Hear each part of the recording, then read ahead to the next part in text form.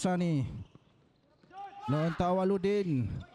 Kesepan tengah. Oh, terempatan cantik. Itu dia. Jaringan pembukaan untuk pasukan Johor Takzim. Menerus. Oleh baik seorang untuk Ridwan Fakri. Melakukan percubaan baik. Tindakan susulan. Jaringan yang kedua untuk Abu Hanif Hassan.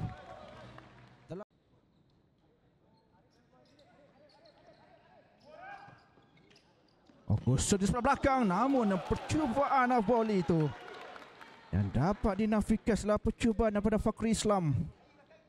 Yang cuba memberikan asakan kosong. Peluang dengan percubaan untuk Sabsani. Tindakan susulan. Cukup baik. Lihat bagaimana percubaan daripada Khairul Seza. Yang muncul tidak tepat. Itulah ketenangan dan juga ketepatan untuk pasukan Johor Takzim. Yang mencari selamatkan buat seketika. Satu lagi untuk Awaludin. Meletakkan jaringan keempat untuk pasukan Johor Takzim. Yang cukup. Dapat dirampas baik saja. Untuk pasukan Malaysia University. Cukup sayang. Peluang yang gagal pula diterjemahkan dengan jaringan. Baik sentuhan daripada Bruno Taufik. Awaludin untuk jaringan daripada Abu Hanifah sebenarnya. Yang meletakkan jaringan kelima pasukan Johor Takzim.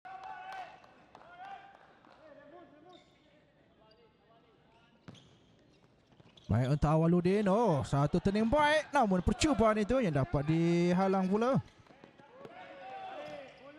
Awaludin lagi menenangkan buat seketika.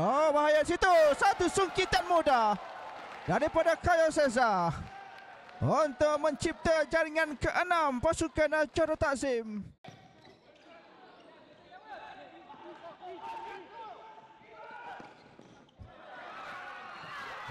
Itu dah cantik.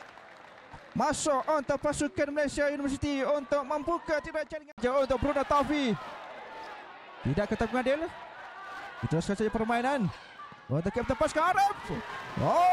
What a save daripada Azrul Hadi. Dua benteng tapi seorang saja yang lepaskan. Adakah mampu untuk Bruno Taufik? Satu setup baik. Itu dia.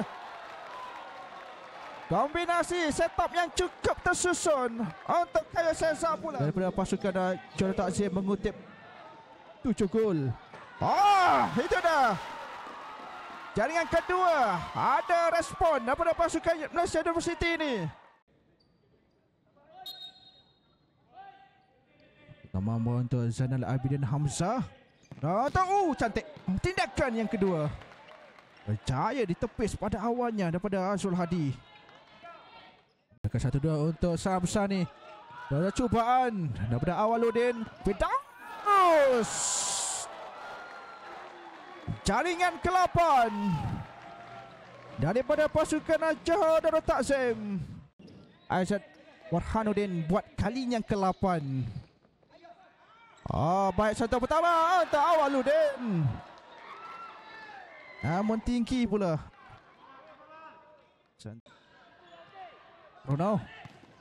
Dapat dirampas baik saja. Namun tolakan itu masuk. Cantik. Berjaya juga mendapatkan jaringan ketiga dari pasukan Malaysia University.